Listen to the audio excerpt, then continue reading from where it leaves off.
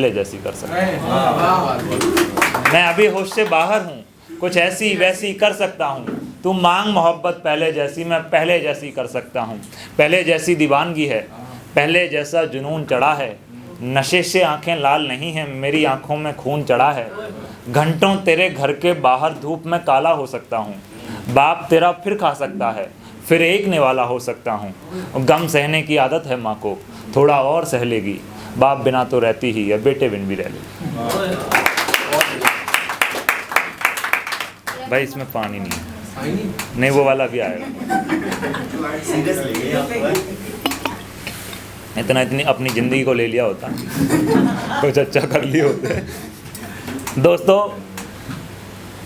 आदि भाई नमस्ते। सुनिए, मैं अभी अभी अपने चाचा को जनरल की बोगी में बिठा कर आ रहा हूँ। शायद पहली बार हुआ है नौकरी लगने के बाद चाचा जनरल कोच से सफ़र कर रहे हैं। वो भले ही ना बताएं, लेकिन मायूसी और हेल्पलेसनेस उनके चेहरे पर दिख रही है। लंबा सफ़र है, पता नहीं सीट मिलेगी या नहीं। ऐसा नहीं है सरकारी नौकरी लगने के बाद वो बहुत ज़्यादा अमीर हो गए थे। हाँ, शादी से पहले फिर भी वो एक आधा बार फ्लाइट से जा चुके हैं। शादी के बाद वो ट्रेन से ट्रैवल करते हैं। पैसा द ओबियस रीज़न, और क्योंकि उनके पास थोड़ा वक्त भी होता था तो वो स्लीपर की टिकट बुक कर लेते थे। हालत स्लीपर की भी कुछ खास बेहतर है नहीं, पर यह है कि आपको उसमें बैठने की जगह मिल जाएगी। जनरल में आपके पास ऐसा कोई ऑप्शन नहीं है। जनरल में तो सिंपल है, विधि का विधान जान हानि लाभ सही है, जाहि विधि राखे राम ताहि विधि रही। जनरल बोगी में अगर आपको सीट मिल जा रही है, you are god's favourite child. घर जाकर 10 रुपये का प्रसाद चढ़ा दीजिएगा भगवान जी को। सच में भाई, जनरल की बहुत हालत ख़राब है इस देश में। जनरल को कहीं भी सीट कर दी ना बकचोदी। मैंने बोला था बोलना नहीं है। जनरल की इस देश में बहुत हालत ख़राब है, चाहे वो कैटेगरी हो या कोच। चाचा अभी अभी बंगाल इलेक्शन ड्यूटी से वापस आए। 10 दिन के बाद उन्हें जम्मू रिपोर्ट करना है। अब 10 दिन का अंतर था, क्योंकि जम्मू वाला जो रूट है वो हमारे होम टाउन से होकर जाता है। तो चाचा ने बोला कि घर वालों से मिलकर ही चलता हूँ। वैसे भी ये 10 दिन में कौन सी टिकट बुक हो जाती है। आप महीने भर पहले टिकट बुक करिए तब भी शायद कंफर्म ना हो, तो 10 दिन में तो हम क्या ही उम्मीद करें। और तत्काल का तो नाम बदल के दलाल रख देना चाहिए। नहीं, मुझे समझ नहीं आता भाई तत्काल का क्या सीन है। मैंने अपने आसपास किसी को ये कहते नहीं सुना भाई मेरी तत्काल टिकट बुक हो गई। ट्रेन टिकट ना हो गई, दिलजीत दोसांझ का कंसर्ट हो गया, लाइव होते ही सोल्ड आउट हो जाता है। तो चाचा जब नौकरी ढूंढ रहे थे उस दौर में उन्होंने बहुत ज़्यादा जनरल में ट्रैवल किया था। तो उन्हें पता था कि एक से भले दो कहीं काम आए या ना आए, पर जनरल में अगर सीट चाहिए तो ये ब्रह्मास्त्र है। आपके पास जितने ज़्यादा बंदे उतने ज़्यादा चांसेस हैं you will get a seat. मैं दिल्ली में ही था, उन्हें पता था एक ही आदमी वेला है। तो उन्होंने मेरे को बोल दिया, हेमंत यार ऐसे ऐसे बात है, ट्रेन है 9 बजे रात के नई दिल्ली स्टेशन से और जनरल में जाना है, तो अगर तू आ जाएगा तो सीट मिलने में थोड़ी आसानी हो जाएगी। मैंने तो पहले तो यही दिमाग में समझ नहीं आया कि मैं चाचा और जनरल से, मतलब चाचा वो बंदा है जिसको लिवाइस की शर्ट चुभती है, वो ड्रैगन फ्रूट को सफ़ेद कीवी बोलते हैं। मतलब चाचा हमारे इतने अमीर आदमी हैं, परिक्रमा में वो भिखारियों को बिस्कुट बांटते थे भाई। मैं बिस्कुट अभी अफोर्ड नहीं कर पाता हूँ, चाचा इस लेवल के अमीर आदमी। तो चाचा जनरल में जा रहे हैं, कहा यार हम लोग अमीर हो रहे हैं कि गरीब हो रहे हैं, और नीचे जा रहे हैं क्या हम लोग। पर मैं खैर पहुँचा स्टेशन, मैंने चाचा की हालत देखी। चाचा हो रखे हैं भाई काले के शर्ट, धूप में ड्यूटी लगा दी होगी और बहुत बुरी तरह थक गए साहब। वेजिटेरियन आदमी कोलकाता जाएगा, मछली खाएगा नहीं तो थकेगा, तो वो भी बहुत ज़्यादा थक गए थे। और सबसे ज़्यादा बकचोदी ये है कि उन्होंने ना थके हुए शरीर पे हाफ शर्ट पहन रखी थी। मैं अगर हाफ शर्ट पहन लेता हूँ ऐसा लगता हूँ कौवा भगाने के लिए बिजुका खड़ा कर दिया ओके। वैसे ही चाचा लग रहे थे। मैंने चाचा के पैर छुए, मैं कह रहा चाचा यार फ्लाइट से ही चले जाते। चाचा हल्के से मुस्कुराए, अपना फ़ोन निकाला, ऐसे डाला ऐप पे न्यू दिल्ली टू जम्मू, उसमें फ़्लाइट्स आई, उनके टिकट प्राइसेस आए, मेरे को दिखा दिया। मैं कहा सॉरी माय बैड, मैं थोड़ा बहक गया था, मुझे लगा आपके दिन तो अच्छे चल रहे होंगे। मैं कहा चाचा यार नौकरी के अलावा भी कोई सेकंड सोर्स ऑफ इनकम का सोचे हो? तो कह रहे हैं तू है तो सही।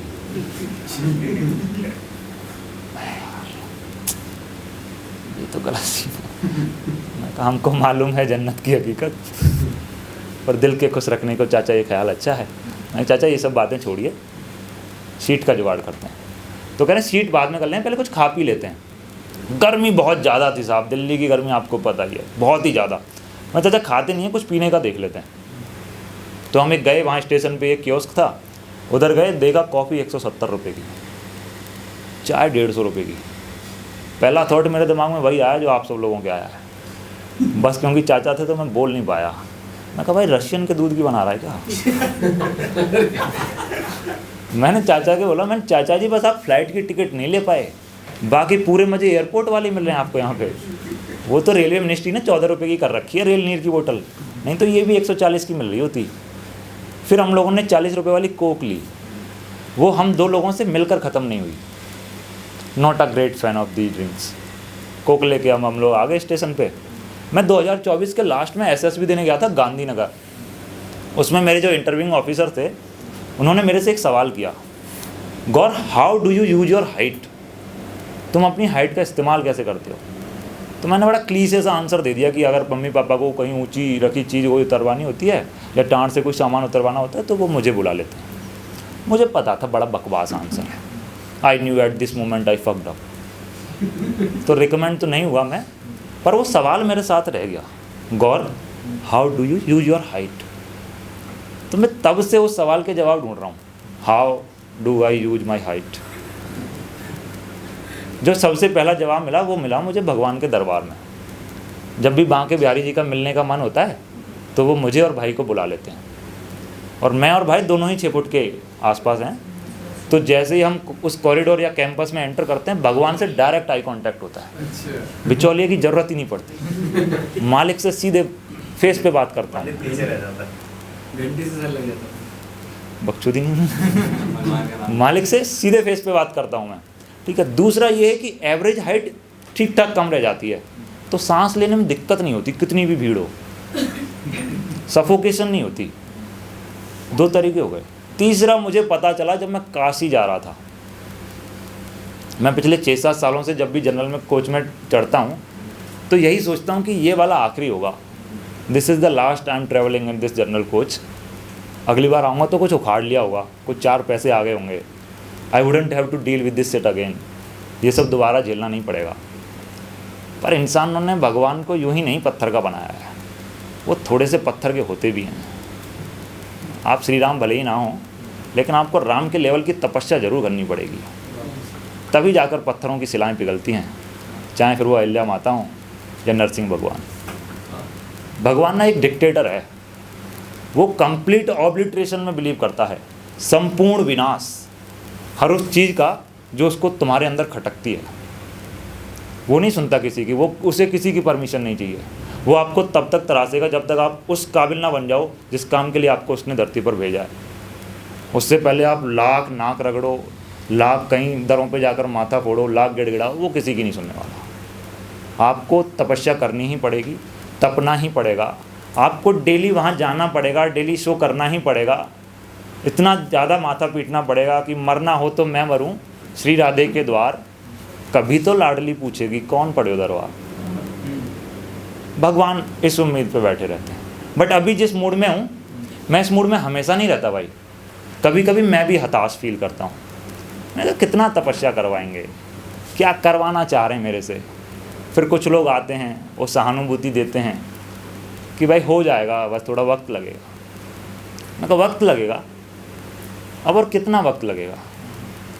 दादा के चेहरे में झुर्री नहीं है, झुर्रियों में चेहरा है। दादी की चमड़ी लटकी है जैसे लावा बह रहा है। पापा के गाल सूख गए हैं, माँ की आंखों में गड्ढे हैं। इतनी तो इनकी उम्र नहीं है जितने ये सब बुड्ढे हैं। दादा दादी का फ़ोन आता है, बात नहीं कर पाता हूँ। सब त्यौहार अकेले हैं, इनके साथ नहीं कर पाता हूँ।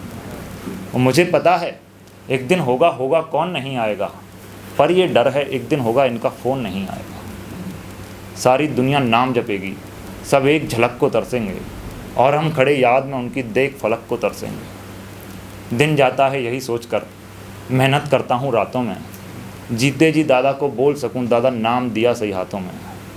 एक पूरी उम्र गुजारी कि दिन आए चिल्लाकर बोलूँ, मैं भी तुम में से ही हूँ, घर वालों को जाकर बोलूँ, मेरे अंदर भी वही खून है, I am one of your own. मैं बाहें फैलाकर बोलूँ, I did it and I did it all alone.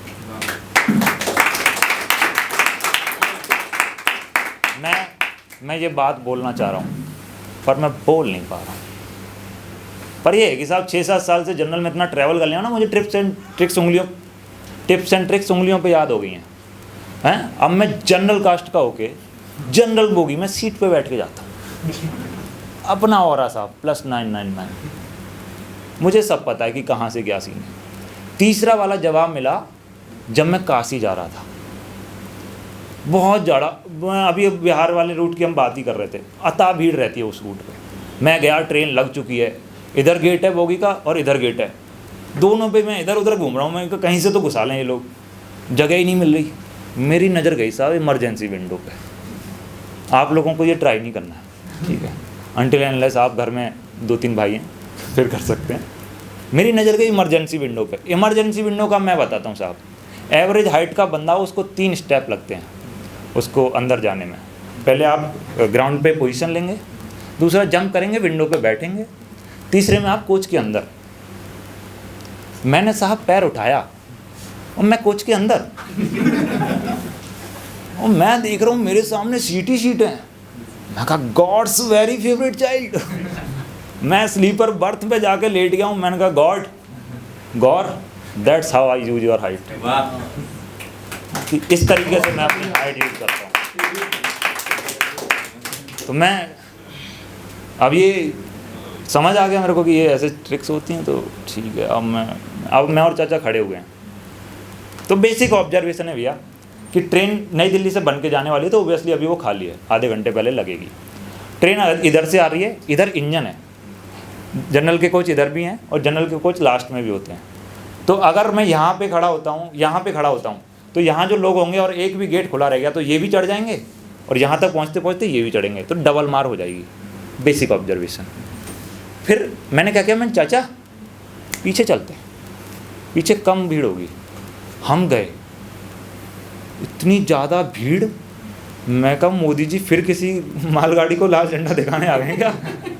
मैंने और चाचा ने इतनी भीड़ देख के दोनों ने एक तरफ आपस में आंखों में देखा कि बड़ी मायूसी से कि भाई, मैं कहा चाचा यार, खमठोल टेकता है जब नर, पत्थर के जाते पाँव उखड़, मानव जब जोर लगाता है पत्थर पानी बन जाता है।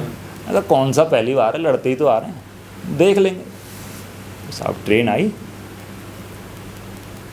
चाचा इस वाले गेट से ट्राई कर रहे हैं, मैं इस वाले गेट से ट्राई कर रहा हूँ, कोई नहीं घुस पा रहा। चाचा शादीशुदा है, मैं वर्जिन हूँ, दोनों ही नहीं घुस पा रहे। अचानक से मेरे अंदर का जामवंत बोला, कहा चुप साध रहे बलवाना, अपनी पावर्स को रियलाइज करो। मैं कहा अरे हाँ, मैं तो 6 फुट का आदमी हूँ ना। मैंने इमरजेंसी विंडो देखी, मैंने उसको स्लाइड किया, मैं अंदर। God's favourite child. मैंने चाचा को फ़ोन किया, मैंने चाचा आराम से आ जाओ, सीट बुक हो गई है। चाचा कह रहे कैसे करा, जादू। और दिल्ली में रह के क्या कर रहा हूँ मैं, यही चीज़ें सीख रहा हूँ। तो फिर चाचा आए, तब तक मैंने 2-3 आंटियों से बहस करी। आंटी कह रही नहीं तू सो के जाएगा। मैं नहीं जाऊँगा सो के यार, मान मेरा बंदा, अभी लोग आने वाले हैं। और वो मान ही नहीं रही, आंटी लड़ रही है फालतू में। तब तक चाचा आ गए। साहब ट्रेन चलती है तो हवा लगती है, गर्मी थी बहुत भयंकर। चाचा हो रहे हैं पसीने से तरबतर, मैं इधर पसीने से हो रखा हूँ। सीट पे बैठे चाचा कह रहे हैं यार जाना तो फ्लैट से ही था, पर सैलरी उतनी ही है, बच्चे बड़े हो रहे हैं, खर्चा बढ़ रहा है, ऐसे ही पैसा बचा सकते हैं। तो कह रहे हैं खैर कोई बात नहीं, अब सीट तो मिल ही गई है, तो कम से कम खड़े होकर तो नहीं जाना पड़ेगा। अल्लाह तेरी चाची को फ़ोन कर देता हूँ। चाची हमारी बड़ी प्रैक्टिकल लेडी है।